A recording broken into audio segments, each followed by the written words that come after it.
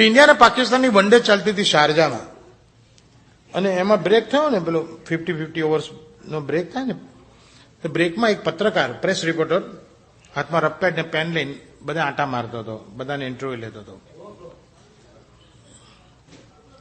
એમાં એણે હેમાને જોઈ. તો હેમાને પૂછ્યું કે હેમા, આ મેચ અત્યારે જે ચાલે છે ઇન્ડિયા પાકિસ્તાનની, એ મેચમાં તું ક્યારે એક્સાઇટેડ ફીલ કરે? તો કે અત્યારે ઇન્ડિયા અને પાકિસ્તાનની જે મેચ ચાલે છે એમાં મારો ભાઈ ઇન્ડિયાની ટીમમાંથી રમતો હોય, ઇન્ડિયાની 9 વિકેટ પડી ગઈ હોય, મારો ભાઈ સ્ટ્રાઇકિંગ એન્ડ ઉપર હોય, ઇમરાન ખાનની બોલિંગ ચાલતી હોય, મેચનો છેલ્લી ઓવર ચાલતી હોય અને છેલ્લો બોલ બાકી છે, એ બોલે જીતવા માટે ઇન્ડિયાને 4 રન જોઈએ છે. બધા ઓડિયન્સમાં ટેન્સ થઈ ગયા છે કે આ ટેણીઓ જો 4 રન મારે તો જ ઇન્ડિયા જીતે એવું છે, નહીંતર મેચ ગઈ. ઇમરાન ખાન દોડતો આવ્યો, મારો ભાઈ બેકફૂટ ઉપર જઈને પોઈન્ટ કુદાઈને બાઉન્ડ્રી મારી દે, અમ્પાયર ચોગ્ગો ડિક્લેર કરી દે, ઇન્ડિયા મેચ જીતે તો હું બહુ એક્સાઇટ થઈ જઉં કે મારા ભાઈએ છેલ્લા બોલે બાઉન્ડ્રી મારીને ઇન્ડિયાને જીતાડ્યું. લખી નાખ્યું. આગળ ગયો તો રેખા બેઠેલી. તો રેખાને પૂછ્યું કે રેખા, આ મેચમાં તું ક્યારે ફીલ કરે? રેખા કે સેમ મેચ ચાલતી હોય, મારો ભાઈ પણ ઇન્ડિયન ટીમમાંથી રમતો હોય, પણ ઇન્ડિયાની ફિલ્ડિંગ હોય, પાકિસ્તાનની બેટિંગ હોય, મિયાદાદ રમતો હોય અને પાકિસ્તાનની બી 9 વિકેટ પડી ગઈ હોય, મેચની છેલ્લી ઓવર ને છેલ્લો બોલ બાકી હોય ને એ ઓવર મારા ભાઈની ચાલતી હોય, બધા વિચાર કે ટેણીઓ જો મિયાદાદને રન ના લેવા દે કે આઉટ કરે તો જ ઇન્ડિયા જીતે એવું છે, નહીંતર મેચ ગઈ. મારો ભાઈ દોડતો આવ્યો, મિયાદાદાને મારવા માટે બહાર નીકળ્યો અને ફટાક તો મિડલ સ્ટમ્પ નીકળી જાય, અમ્પાયર આઉટ કહી દે અને ઇન્ડિયા જીતી જાય તો બહુ એક્સાઇટ થઈ જવું, કારણ કે મારા ભાઈએ છેલ્લા બોલે મિયાદાદી દાંડી ઉડાડીને આઉટ કર્યું. પેલા લખી નાખ્યું. સજ આગળ ગયો તો પેલી લંડનની રાણ બેઠેલી પમેલા બોર્ડર્સ, આમ ઇન્ડિયન ઓરિજિન પણ બિઝનેસ ડેવલપ કરેલો એને લંડનમાં. એ પેલો એને જોઈ ગયો, તેને પમેલાને પૂછ્યું કે ઓ પમેલા, યુ આર હિયર. પમેલા, આ મેચમાં તું ક્યારે એક્સાઇટેડ ફીલ કરે?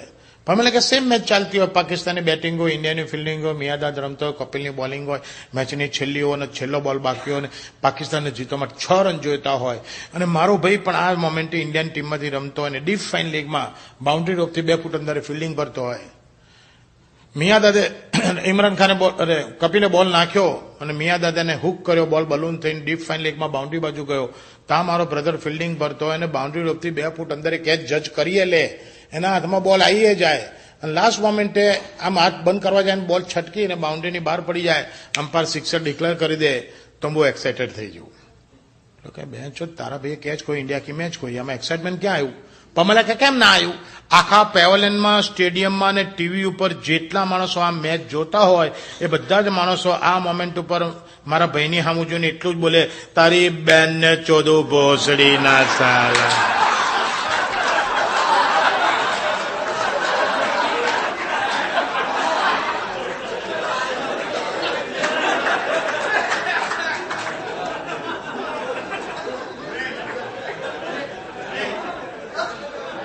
બધાની ખોપડી આઉટ હોય. અઝુદ્દીન કેપ્ટન હતો એ વખતે હું દરેક મેચ પતાવીને ગલ્લે જઈને ઉભો રહું. એક વાર હું ગલ્લે ગયેલો, એ મેચ ઇન્ડિયા હાર્યું હતું, બધાની ખોપડી આઉટ. એક જણ હાથમાં સિગરેટ લઈને આવ્યો, આવીને મને કે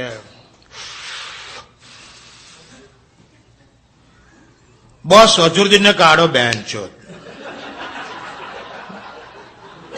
મેં કોઈ કેમ તારા બાપા ચેરમેન છે ચોદ્યા? તારા કહી દે અઝુદ્દીનને જાય ડોફા. તો બીજું આવે, મોઢામાં 120નો મસાલો દબાયેલો હોય અને મોઢામાં મસાલો ને હરખું બોલી નાખે, કેમ કે શું અઝુદ્દીનને કાઢો? પણ તેંડુલકર બેન તો શું કરે? અરે સાલા પૈસા માટે રમો છો બેન તો? જોવો છો વિકેટ નવી છે, બોલ નવો છે, 1-2 ઓવર સીધું રમો ને યાર, 2 ઓવર 1-2 ઓવર સીધું રમો તો બેન તો રનનો ઢગલો થાય, વિકેટમાં કઈ નથી. ત્યાં બનાવી હતી તને 5000 માઇલ દૂરથી વિકેટ દેખાય છે, તેંડુલકરને 5 ફૂટ દૂરથી હાથો નહીં મળતો. અહીં બેઠો બેઠો તેંડુલકરને કોચ કરે છે, આમ સીધું સીધું. બસ શું જરૂર હતી તેંડુલકર પહેલા જ બોલે ફાઇનલ લીગમાં કેચ ચડાવવાની?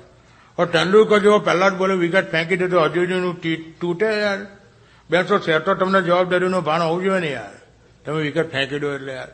હવે સમજવું યાર, તો ટીમનો પાયો છે. હવે ત્રીજો આવ્યો, એના પાછળ એક પ્રોબ્લેમ, અને સ્ટાર્ટિંગ ટ્રબલ. એટલે એનું 5 મિનિટનું સ્ટેટમેન્ટ તમારે 10 મિનિટ સાંભળવું પડે.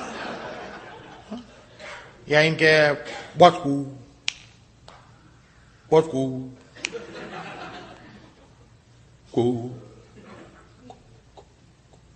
કુંબળે ને તો કોદાડો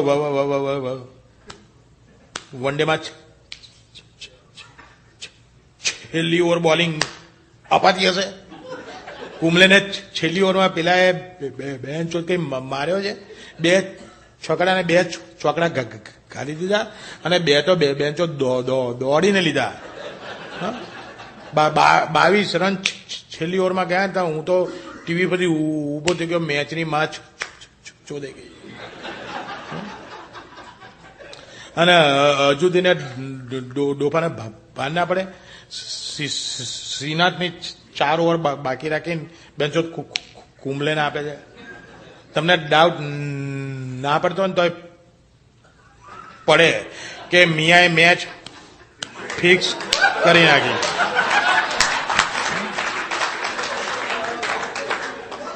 આ તો મેચ ઇન્ડિયા હાર્યું.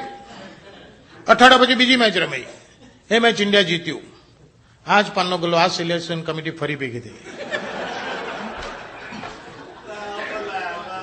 હવે મેચ જીત્યા હતા એટલે આખું બધું પિક્ચર બદલાઈ ગયું. અઠવાડિયા પહેલાના સ્ટેટમેન્ટ હતા બધા ચેન્જ. અઠવાડિયા પહેલા કહેતો હતો નજરુદ્દીનને કાઢો, યાર કે બસ અજ્જુ ભાઈ આજે કઈ રમ્યો છે યાર, સોલિડ યાર. એટલે અઠવાડિયા તા માસીન દીકરો ભાઈ થઈ ગયો છો યાર. અઠવાડિયા પહેલા તો કાઢું મંડેલો, અજ્જુ ભૈયા. બીજો આવે મોઢા મસાલો, એ છોડું અજુબીનો પછી આવ્યો ચોથો. બેન્ચો શરૂઆત કરી કે બે ટેણિયા ટેન્ડીનો બેન્ચો પહેલા બોલથી ચાલુ પડી ગયેલો યાર. પહેલા બોલરની જે સ્ટ્રેટાઈ મારી યાર, બેન્ચો શું બેટમાં પંચ હતો યાર. પેલો બોલર વાંકો નહોતો વળી ગયો યાર. ચોથા બોલરને જે બેકફૂટ જે સ્ક્વેર કટ મારી જાય ત્યાં તો ચાબુક યાર, શોર્ટ ઓફ ધ ડે. અને છેલ્લા બોલ એને ખાલી ઓફ ધ ટોપ આમ જ કહ્યું કે પાછળથી 4 રન લીધા છે. બેન્ચો બધા જોતા રહી ગયા બોલ ક્યાં ગયો. પહેલી જોનમાં 12 રન, ભરભરા બોલરનું મોરલ તૂટી જાય. બેન્ચો તેંડુલિયો 42 બોલમાં 68 રન ઠોકીને જતો રહ્યો. અને શરૂઆત આવી સોલી રહ્યો ને તો અજુદીનું ચોદ્યા સિનાઠે રમે. પાયો મજબૂત જોઈએ, પાયો. ભાઈ ચોદ્યા ગયા અઠવાડિયે તારો પાયો હલી ગયેલો, પાયાની માં ચોદે. હા, ત્રીજો આવ્યો કુંબલે વાળો. બોસ તમે ગમે તે કહો, 5ની તમને કોઈ મેચ જીતાડી હોય તો કુંબલે. આજે કે બેન્ચો તેની બોલિંગ પડતી હતી. તમને ટીવીમાં રીસર દેખાય. આજે તો એના છે ને આવડા ફરતા હતા. 15માં 4 ગાલી ગયો. એમ એને છેલ્લાનું તો કે બેન્ચો દાંડું કાઢ્યું છે. પેલા બોસ બોલ આમ એવોઇડ કર્યો ને એની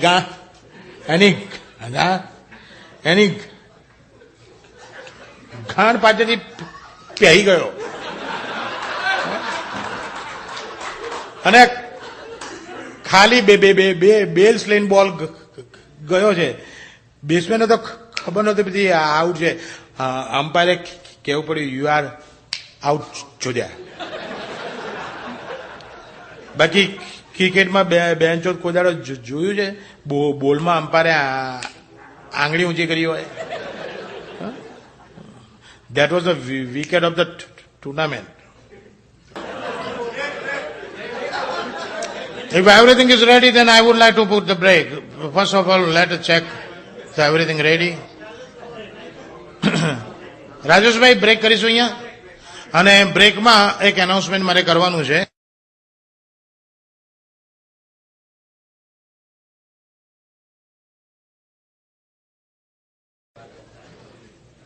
રાજેશભાઈ અને મિત્રો, પ્રોગ્રામ તો જ્યાં સુધી તમને મજા આવશે ત્યાં સુધી કરીશ, પણ મારી પસંદગી ના જો કે હું જેટલા કહીશ બધા મારી પસંદગી ના જશે.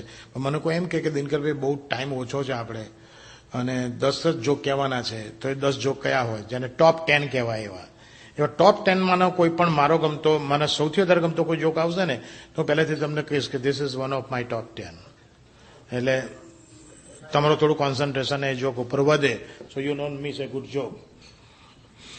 હવે જે આવે છે ને, this is one of the top 10.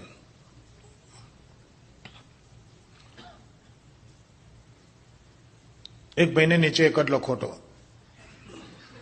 ગોળો, બોલ, બંટા, બધી જગ્યાએ નામ એના અલગ અલગ હોય છે, પણ હું એને કોમન નામ લખોટો પાડ્યો છે. બધાને 2 હોય, એક ભાઈને એક જ લખોટો, અને ડોક્ટરને ના જેવડો હોય એવડો જ હતો. હા તો કે લાડુ થોડો છે નાના બેન છે કે એક મોટો બનાવે.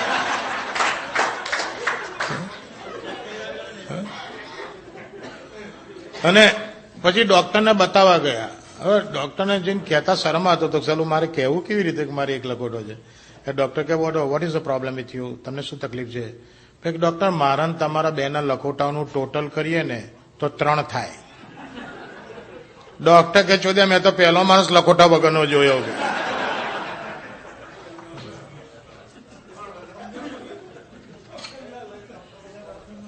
હા ડોક્ટરને 3 હતા. અને અહીં બધા બેઠા છો. જો તમે મારું એક ઓબ્ઝર્વેશન બતાવું, બહિરાવને નજર ના લગાડવા માટે બહિરાવ કેટલો નખરા કરે. મેં સાંજે કાળા દોરા ધાગા ને ધતિંગ ને કંઈક નાટક કરે છે, અને પુરુષોને નજર લાગતી જ નથી. પુરુષોને નજર ના લાગે એના માટે કશું કરવું જ નથી પડતું. એનું કારણ ખબર છે? એનું એક જ કારણ છે, પુરુષ પેદા હતો ને ત્યારથી ભગવાને એને છે ને નીચે 2 લીંબુ ને 1 મરચું બાંધી આપેલા છે કે 2 લીંબુ ને 1 મરચું છે બેટા, જલસા કરજા, તને લાઈફ ટાઈમ કોઈ નજર નહીં લાગે, જલસા કર. એટલે પુરુષોને આવું કશું કરવું જ નથી પડતું. This is one of the top 10. એક ભાઈ ઘેર આવીને જમવા બેઠા, ભાણું પીરસે ને બૈરીએ રોટલીનું બટકું થોડીને દાળમાં નાખ્યું તો વાળના ગુચ્છા નીકળ્યા. શાકમાં નાખ્યું તો વાળના ઝુમખા નીકળ્યા. એટલે બગડો ની બેરી પર કે સ્ટુપિડ, એકાદ વાર કોક વાર આવે તો હું લેટ ગો કરી લઉં, ચલાવી લઉં. What is this nonsense? આટલા બધા વાળ ક્યાંથી આયા? અને એવા કે બહારથી ઉડીને નથી આયા. અરે ક્યાંથી આયા એ કે એમાં નીચેથી કાપીને નાખ્યા. કે ભાન પડે છે બેન્ચો તાર નીચેનો વાળ કાપીને મારા ખાવાનામાં ના ખાય? અને વાઈફ કે કેમ ના ખાય? છેલ્લા અઠવાડિયાથી ખાવા બેસો ને પહેલા કોળી એવું જ બોલો છો, આમાં તો જોંટનો સ્વાદ નહીં, આમાં તો જોંટનો સ્વાદ નહીં. આજે હાલી જ દીધો કે કાલથી એ મગજમારી જ નહીં, એ સાંભળો જાતનો સ્વાદ, જાતનો સ્વાદ.